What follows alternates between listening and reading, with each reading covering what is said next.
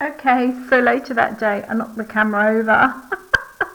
Oh, that was crazy. Right, so finishing off this question one, it's probably going to go down as two different videos now for the YouTube, so sorry about that. Part D, right, what do we want to know? We want to know the probability that the weight of the carrot is more than 70. Okay, so we need to find out how many carrots basically there are that weigh more than 70 grams. And that's why I think it's difficult, because you had to kind of realise that. So we need to find out how many weigh more than 70, and we know it's going to be in this group up here, yeah? So we're going to use that final group there. Okay, so we're going to use interpolation again. So here we go. We know that group there, the weights are between 64.5 and 74.5. And let's see, so they started at 37, they went up to 50, and this time we want to know where they are for 70. Okay, so we're kind of doing it the other way around. All right, so what we need to do is we're starting at 64.5, and then we're saying add in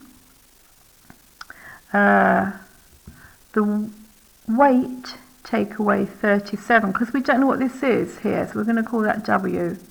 All right, something, take away 37, to find out what the size of that group is here, divided by the whole of that, which is 13, and then we times that by the class width as normal. This is no different, it's just kind of trying to think of things in a different way. And we know that we want that to equal 70. We want to know at what point on this line does W, how many people equals 70. So W minus 37 divided by 13 times 10 equals 5.5, because we're going to take that away. And then we go W minus 37 divided by 13 equals 0.55. I'm going to divide both sides by that 10, and then finally take that over. So we're going to take this bit here, times it by 13, and then we're going to, so let me write down times by 13, then we're going to add 37. Don't forget, you never write in this bit here. Okay, so my final is, and you don't write down here either when you do the exam, so W equals 44.15.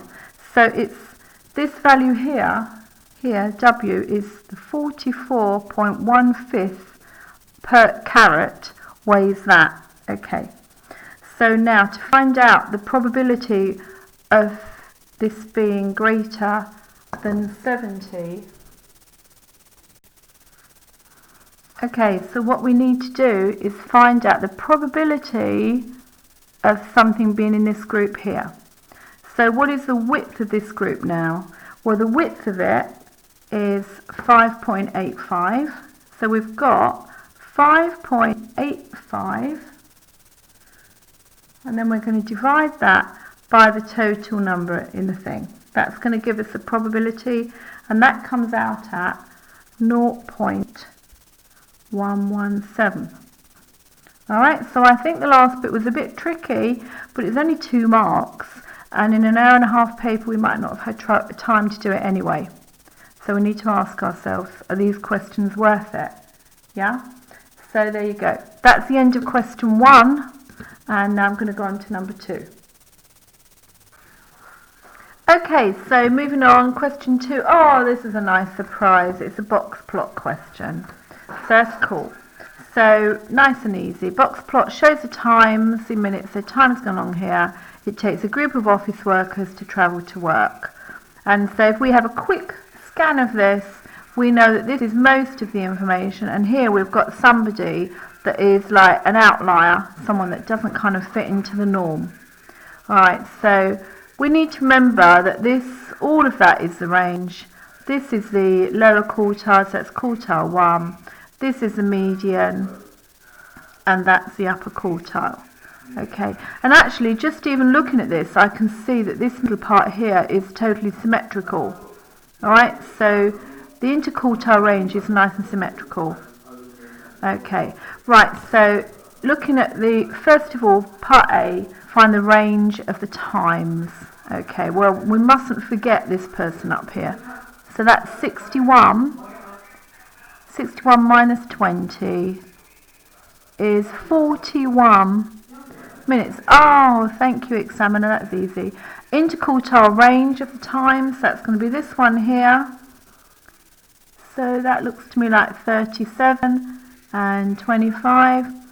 37, take away 25, 12 marks. Can you believe that's another mark? This is nuts. Right, okay. Using the quartiles, describe the skewness. Okay, so here we go. 2 marks this question.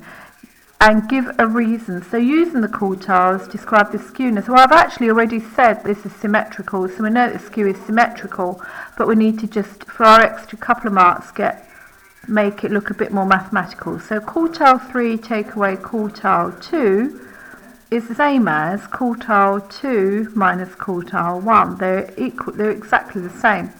So therefore the skew is symmetrical. Okay, so that's another 2 marks.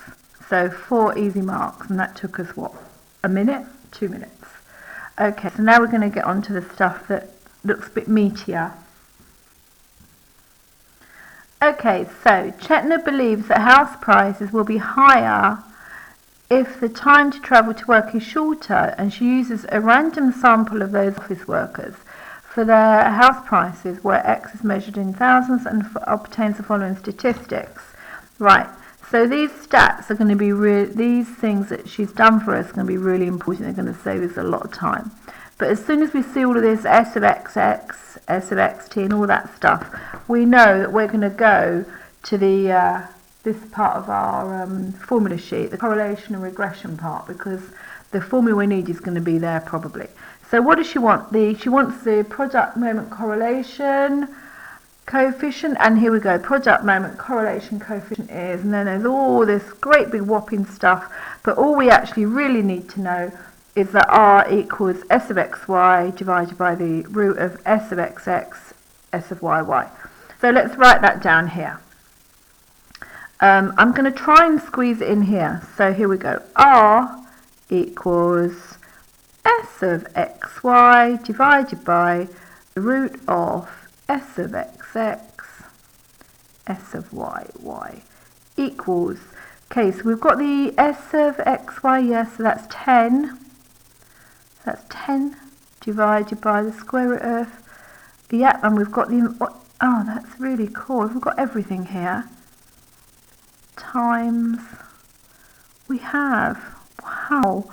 So, whoa, that's just so simple. What a nice question. Haven't got to do anything. All we had to do for that question was just find the formula in our formula sheet. Right, so here we go. 10 divided by square root 5514 times 1145.6 equals, ooh, that's not very nice. E. Right, so the only problem you might have here is remembering that 10 to the minus 3 is 0.00, and then you start the number. So 0.0039788. Oh. I'm going to put an 8 there because that's just going on forever and ever. Alright, and we're going to have to at some point round it. So does it say that it wants it rounded anywhere? No. So that is what R equals. So basically R equals pretty much 0.004. Tiny. That's so close to 0.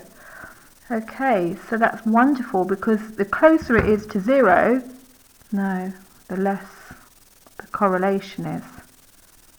So, okay. State. Sorry, I forgot to say another easy really easy 2 marks. So we're up to 6 on this paper, this question. State, given a reason, whether or not your correlation coefficient supports Chet's belief.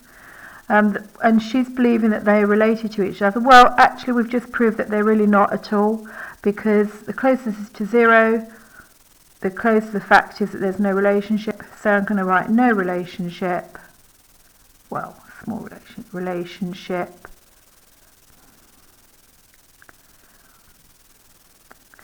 as R is almost equal to 0. Okay, another 2 marks. That's 8 marks. Oh, we love box plot questions. Okay, let's have a look at Adam and Betty, bless them. Adam and Betty are part of a group of office workers and they have both moved house. Adam's time to travel to work changes from 32 to 36 minutes. So that's gone from 32 to 36, so it's made 4 minutes longer. Okay. And Betty's time changes from 38 to 58, so that's increased by 20 minutes her journey. Whoa. Okay. Outliers are defined as values that are more than 1.5 times the interquartile range. Let's not get bogged down by all the words. So we're looking at an outlier. It's defined as values that are more than 1.5 times the interquartile range above the upper quartile. Well, we know the upper quartile from before, quartile 3, Q3 is 37. So basically they're saying that 37 times 1.5 is going to give me an outlier if it's bigger than that. So they're obviously going to ask me something about this now. Let me read the rest. Showing all necessary calculations, determine how the box plot of times to travel to work will change and draw a new box plot. Okay, so let's see. Let me start with this one here. Well, the 36 isn't going to change anything. That's still going to be there, isn't it? But this one, going up to 58 minutes. Whoa. So here we go. We're going to do 1.5 times the interquartile range, which was 37. We worked that out earlier. That's 12, the interquartile range, and that equals 18. So if anything's 18 above the upper quartile, so the upper quartile is 37, plus 18 equals 55. So if anything is above that, it is called an outlier. And this one here is clearly going to be above it. All right, so that's going to make, so 50. So Betty, bless her, is going to be an outlier. And we've already got another outlier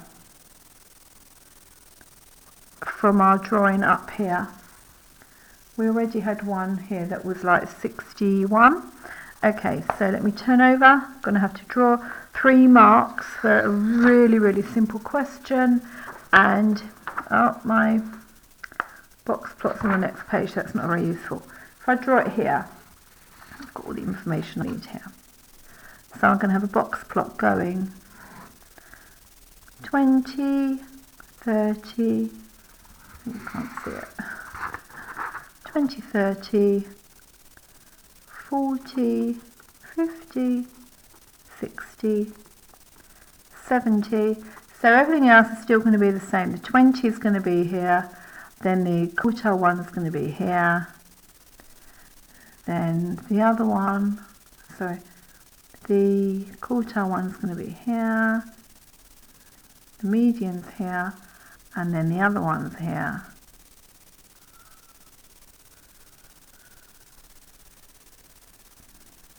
Hang on, she went from... Okay, so that's going to stay the same at 37, so it's going to go like that. And the one here is going to go to 40. But now we're just going to whop on 58 and keep the 61. Alright, so that's the end of that question. So basically on the box plot, 3, 5, 7, 8, 10, 11 marks. 11 marks on that question. That was really sweet. So now let's move on to question 3. Let's see what joy they have here for us. Okay, question 3. School athletics day, distance in meters, achieved by students long jump. Here we go. Here are our keywords. So we've got normal distribution. Now we know what we're looking at. Normal distribution, mean of 3.3, standard deviation 0.6. So let's whop that down to start off with. Okay. So we know we've got 3.3 and a 0.6. We know that's what's going on here. All right, it's normal distribution. And find an estimate for the proportion of students who jump less than 2.5. Okay, so that's less than 2.5. Really important. So here we go, down here at the bottom. A. Sorry, that's my puppy. So we've got a normal distribution. X is normally distributed with 3.3. Sorry, old habits die hard. And there we go. And now we want to know the probability that somebody jumps less than 2.5. Okay, so always our sketch happens first. Here we go, sketch. And here we have, in the middle is the mean, and the mean we're looking at is 3.3. Okay, and we're looking for somebody being 2.5. So that's going to be over this side. So we're looking at 2.5, and more importantly, we're looking at the area here, the probability that they're down there at 2.5. Okay, so we always write down at this point Z, and that's the value along this line, Z equals X, well, minus mu divided by standard deviation. And so what values do we have? Well, we know what X is. X is 2.5, take away 3.3, divided by 0.6. So Z equals, let's do that, 2.5 minus 3.3 divided by 0.6 equals negative excuse me, 1.3 recurring. So that says that's our value here, minus 1.3. Work and whopping, the minus 1.3 recurring is over there. So now we get our normal distribution tables. Here we go.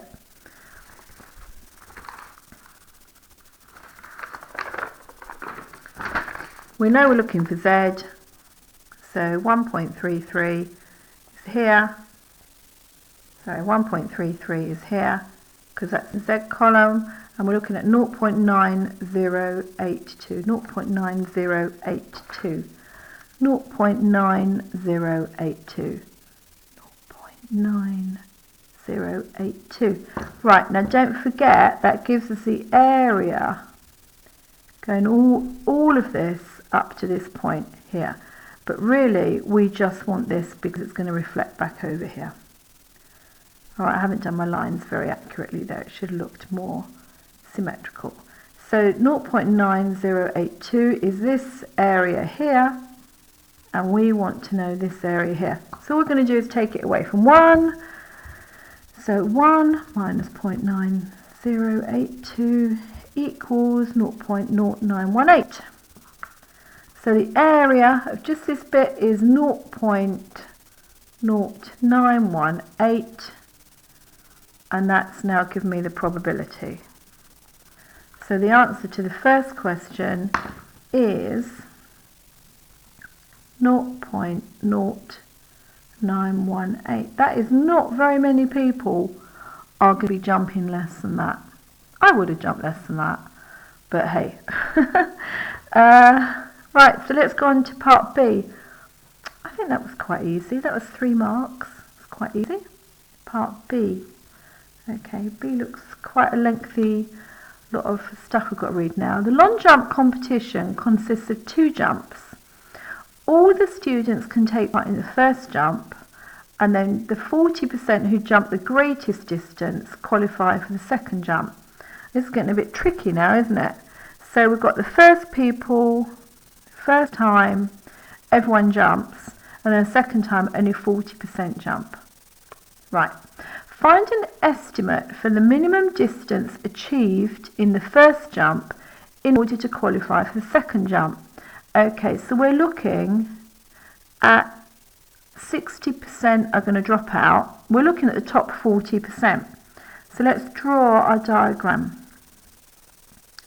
So here's my normal distribution, and there's my mean at 3.3. Sorry, I've just seen I need to move it up. There's my mean at 3.3, and we're looking at the top 40% going through. My drawings are never totally very accurate. So if that's the top 40%, this has got to be 60%, okay? The whole thing. And we've got to remember that 50% is always up to that. So we're looking at this 10% here. So 10% above the average. We need to find this value here. So I'm going to call that x, because we don't know what that is. So again, z equals x minus mu divided by standard deviation. So that equals x, we don't know what it is, minus 3.3 divided by 0.6. But this time we know that we want it to equal 60%. So we're going to need to find out what the 60% is on our tables. Okay, well, we know that this part here is 60%, so we actually can find the z value from that. So if we go to our tables, and we need to go to the percentage points, but always go there first to see if we can have an absolutely accurate figure, which we can here, because 60% and it's 40% above it, so that's 0.2533 is the z value, okay, and that's because it's 60% up to here, 40% above, and we need to find the z value, and we go to our tables. 0.4 gives me a z value of 0.2533. So I'm going to write that here, 0.2533. So if that's our z value, we know that this equals 0.2533. Okay, so we can now do all of the calculations. Don't forget to start off with, we take that over there and times it. Okay, once we've times it by 0.6, we can then add the 3.3, and that's going to give me the x value. So x is going to equal, after I've done all of those wonderful things, it's going to equal 3.45198. Okay, check back to here up. 4 significant figures, really important, otherwise you're throwing away 1 mark. X equals, so we've got 1, 2, 3, 4, going to cut it off there, it's going to go up. 3.452. Okay, now does that make sense? Let's have a look. Estimate the minimum distance achieved, so 3.452 goes up here, 3.452. Yeah, that makes sense. Anyone that jumped more than that is going to go through to the next round. Yeah, and I concur. I think that's absolutely bang on. Okay, let's have a look at C. C. So that wasn't hard really, was it, for 3 marks? So C, find an estimate for the median distance achieved in the first jump by those who qualify for the second jump. So basically we're saying anyone that jumped over this amount, what was their average jump? That's interesting. So they jumped more than 3.45, and what was the average that they jumped? Very interesting. So let me think. They had to jump more than that, and the average that they jumped would be, well, halfway along here, wouldn't it? So that's 40%. So really we're looking at 20%, whatever the x value is here, for 20% of here, because that's cutting the 40 in half. So altogether, 60 add 20, that's going to be 80. Let me draw this. So 3.3. So basically what we're doing now is, instead of looking for the 60, we're doing 60 add the 20, which is half of 40, and that's going to give me 80% now underneath here. So we're looking at all of this being 80% now, and we want to find out what this is, because we want to find the average value. Now, I thought this was quite a hard question. I think that the wording here is quite a challenge to think about, because you're having to really understand median is halfway. So really it was a step back thinking question, and we're under a real big time constraint on this paper. So if you read that and thought, then you're just going to have to weigh up and think, is it worth me dropping 3 to not do it? Okay, but if you did understand it straight away, then that's cool, that's going to be easy. So z equals x minus 3.3 divided by 0.6, and we know it's going to equal, go to our tables, 80% is probably going to be at the back. 80%, yes it is, here we go, 80, 20, 0.8416. 0.8416. So equals 0.8416. So the same again, times it by 0.6, add 3.3, x is going to equal, x is going to equal 3.805. All right. Okay, so now let's have a look. Does that make sense as well? So 3.805. Yeah, it does. We're getting consistently bigger and bigger and bigger. Longer and longer and longer. Yep, so that looks cool. Happy with that. Do I need to round it? No, I don't. Right, okay, so on to the final part then, D. The distance of the second jump is independent of the distance of the first jump and is modelled with the same normal distribution. So don't forget, this means that when they jumped the second time, it didn't matter what they jumped the first time. That didn't have any bearing at all upon what they jumped the second time. Okay, so distance and modelled with the same normal distribution. Cool. Students who jump a distance greater than 4.1 on their second jump receive a certificate. That's nice. At the start of a long jump competition, a student is selected at random. Don't like the sound of this. So, question D. Find the probability that this student who is selected at random is going to receive a certificate. Okay, 3 marks. So, you've got a few sections to this question. So, the first thing I would do to try and get as many marks as possible is find out how many people, or the probability of them jumping more than 4.1 in their second jump. So let's do that to start off with, because that's really easy. That's the easy bit. Okay, and then while we're doing this, our brain is going to be filtering the rest for us while we're doing it.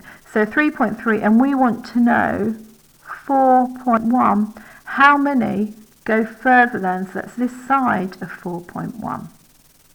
Okay, z equals 4.1, take away 3.3, divided by 0.6. All of that equals 1.3 recurring. 1.3, oh, we did that earlier. Oh, I've done that already up here. Oh, okay, right. 1.3 recurring. 1.3 recurring, and we know then that the probability of that, because I've done it up here, is 0.9082. But if you're not sure, look it up in your tables again. Let me have a look. Let's just do that.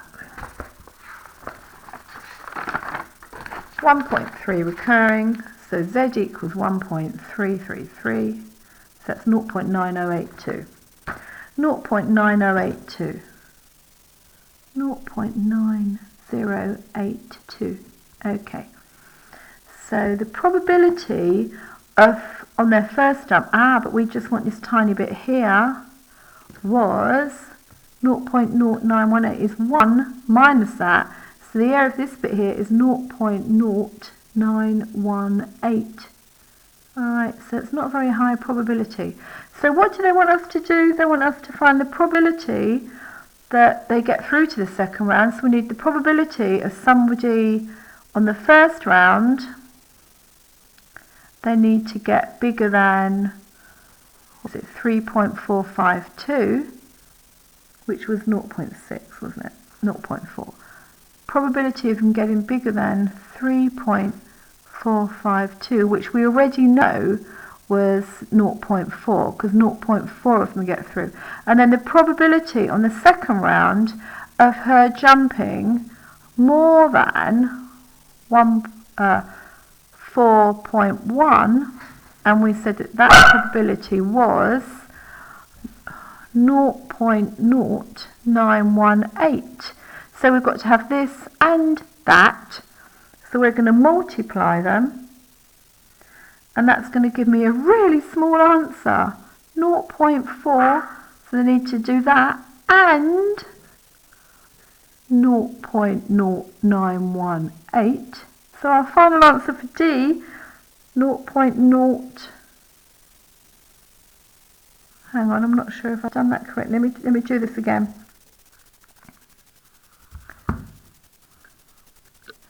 Point 4 times 0.0918. Oh yeah, 0.03672. Tiny chance of getting a certificate. That's very sad. Okay, and that's the end of that question. So the last two bits a bit tricky. First two bits nice and easy. Okay, so moving on. Question 4. Let's see what question 4. So we've got another one with lots of correlation. So I'm going to go straight to my tables with this correlation and regression, because I've got lots of the S's of X's and all that sort of stuff. Right, now let's read the question. Thomas is studying the relationship between temperature and hours of sunshine in Cypern. He records the midday temperature and the hours of sunshine. So the temperature is T, makes sense, sunshine is S, for a random sample of just 9 days. So already I know that N equals 9, and he's calculated all of this. And now we've got to calculate the S of SS. Okay, so the S of SS. Oops, I've just realised that I've missed out question 4. Don't know how that happened. Oh, it's happened because I haven't got question 4 here. Let me see if it's on a different... Oh no, it's not there. Oh dear. Right, okay. Panic not. I will write it here, question 4. I'll have to get it up somewhere so I can copy it down. Right, so bear with me. Okay, I've got question 4, but I haven't got it here to show you. So this is question 4. Okay, so it's probability tree diagram, and we need to complete the tree diagram, I think. Hang on, bear with me. Find the value of P. Well, let me copy down the diagram to start off with. So it's going like this. So we're going...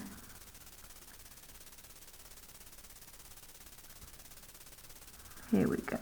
Rains, doesn't rain. Okay, and they've got P here. So, and then we've got if it rains and he walks, if it rains and he goes by bike. Oh, we've got 3 here. If it doesn't rain, he can either walk, go by bike, or go by, oh no, C is cycle, is C. Ah, B is a bus. Ah, now I understand. I thought, what is he doing walking when it's raining and then he uses his car when it doesn't? Yeah, okay, stupid. Right, so they gave us this information. That's 0.4. Here we've got a Q. Here we've got 0.15. And here we haven't got anything. Right, so we need to really fill this table in before we do anything. So we know that these two are going to add up to 1. So that's got to be 0.6. Here, these two are going to add up to, well, all three are going to add up to 1. So we're going to have here, it's 1 minus bracket Q plus 0.15. There's an easier way of writing that, isn't there? So if I take that away, that's 0.85 take away Q. 0.85 minus Q. Yeah, because 1 take away 0.15 is 0.85. And then we take away the Q. Okay. And here, if that's P, this is going to be 1 minus P. 1 take away whatever P is. So that's cool. We've filled out these important bits, which we're probably going to need. So let's now have a look at the question. It says, given the probability of B, probability of having a bus equals 0.26. Okay, hang on. I just need to roll up the question here. I've got it on my computer screen. Find the probability of P. Okay. A, find the probability of, oh no, find the value of P. Find the value of little p. Okay. So, probability of B, probably of taking a bus is 0.26. So that's P times that. I'm going to write this down. P times 0.4 is that probability of a bus, because when we go across, we times. And this one here. So I've got 1 minus P times 0.15. So these are my two probabilities of him taking the bus. And we know that when we add them, going down the table, it comes out at 0.26. So here we go. So the P equals, let's have a look. So we've got P times 0.4, that's 0.4P plus 1 minus P times 0.15 equals, all of this equals 0.26. Alright, let's get rid of these brackets. 0.4P plus 1 lot of 0.15 is 0.15. And then minus P lots of 0.15 is minus 0.15. P equals 0.26. Oh, it's suddenly getting to look a lot easier. Okay, so here we go. Let's swap the 0.15 over here and put these two together. So I've got 0.25p equals, that take away that is 0.11. So P equals, take that over times by 0.25. P is going to equal, one sec, I think I might, yeah, P equals 0.44. Sorry about my dog. So that's a little bit tricky. And now I'm going to change on my table where I've got P. Oh, I can't get the lid off. Where I've got 1 minus P here. Well, we know what P is now. P is 0.44. And this is going to be 0.56. Okay, that's good. Right, so going on to part B.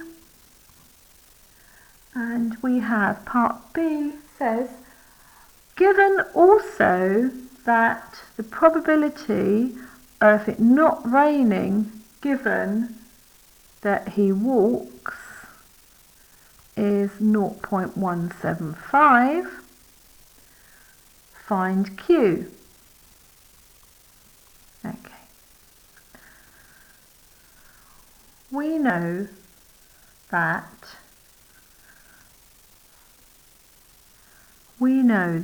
for anything, the probability, I'm going to write this over here. We know the probability of any B given C is the probability of B intersecting C divided by the probability of C.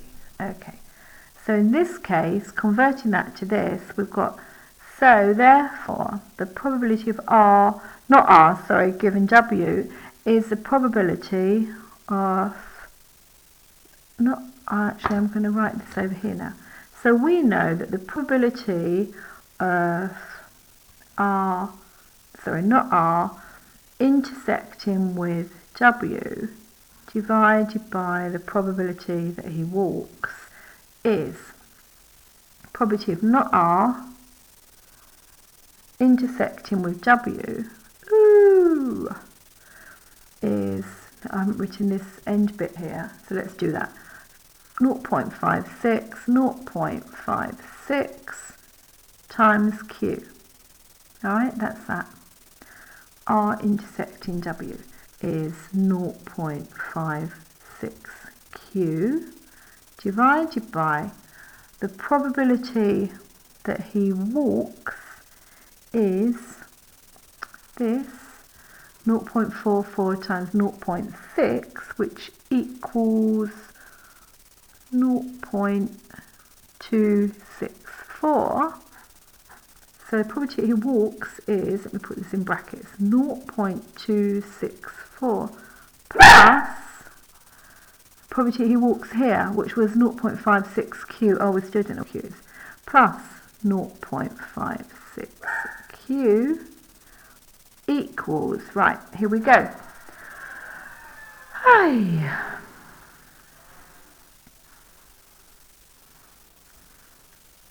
I just realised that I've got that off the page, that's not helpful. So, and also all of this equals 0.175. Okay, I forgot to put that there because that was from here. Okay, so now we can just solve this. So we're going to take that over there, times that by that, get rid of the brackets and all the other stuff. Do I need to do that? Okay, I will. So I've got 0.56 equals 0.175 times 0.264 plus 0.56 Q equals, so that's a Q there, I keep forgetting all my little Q's. So this equals 0.56 Q equals, once we've got rid of the brackets, 0.0462 plus 0.098 Q. So therefore, if I take that over there, I've got 0.462 Q equals 0.0462. That's useful. So therefore Q equals 0.1. Okay, nice round figure. And now let's go back up to the table and pop that in. Q equals 0.1.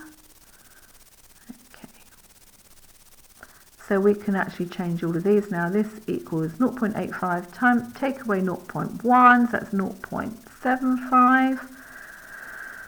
And all of these can change, but I'm not going to bother changing them until I know that I need to.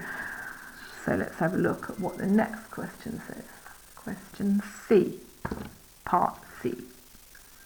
C is asking me, I thought all of this question was a bit tricky actually, so I don't know how good you are at probability. Here we go, find the probability that Andrew cycles to work. The probability that he cycles. Oh, well now that's really easy, isn't it? Because he only cycles once and that's here. So if I just find out what all of this equals, that's 0.56 times this, which is 0.75. Right, so let's see what that equals. So here we go. 0.56 times 0.75 equals 0.42. Okay, oh that was easy. Flip, that was easy. So now for part D, okay, given that Andrew didn't cycle to work on Friday, so he's not cycling, find the probability it was raining. So the probability that it was raining given that he did not cycle. So really this is just another variation of what we did up here for B. So this equals the probability that it rained and he did not cycle divided by the probability that he did not cycle equals, right, we've got the probability that he did cycle here, so we know on the bottom the probability of him not cycling is 0.58 because it's just 1, take away that. Okay, so now let's have a look at the top. Probability it's raining intersecting with not cycling. So let's have a look up here. Probability it rain and he didn't, well, that never ever happens. So that doesn't happen at all. I have an awful feeling that I've done something wrong, so I need to have a little look at this. Okay, that's the moment where I felt a little bit silly. So probability it rained and didn't cycle is actually, if it rained and he didn't cycle, he either walked or bus, didn't he? So it's going to be the probability it rained basically, because if it rains, he's either going to do walk or bus, and both of these are not cycling. So it's another one of those questions that are horrible wording but really simple. So the probability is 0.44. So here we go. 0.44 on top divided by that is going to give me 0.7586. Probability it rained. Probability given that he didn't cycle, it's probability it rained, and it's that 0.7586. Okay, oh, that was a horrible question. Yuck, yuck, yuck. Right, on to number 5, which I tried to start about 10 minutes ago, and then I forgot, and now we're going to do it. Okay, so question number 5. I've already read it, and we've already worked out we're going to be needing our correlation parts of our tables. So now let's have a go at this. A. Calculate S of SS. Oops.